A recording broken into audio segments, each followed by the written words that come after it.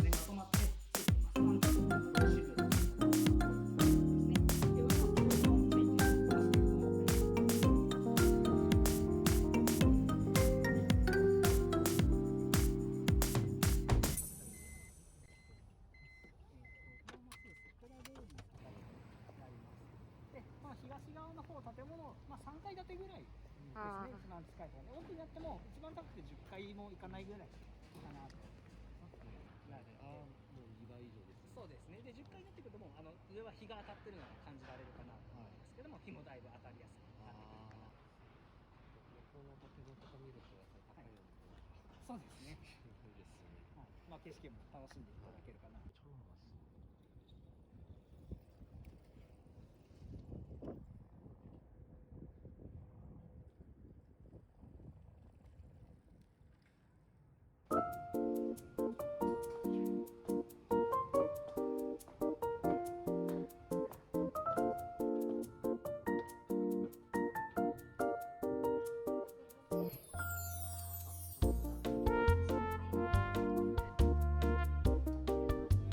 う。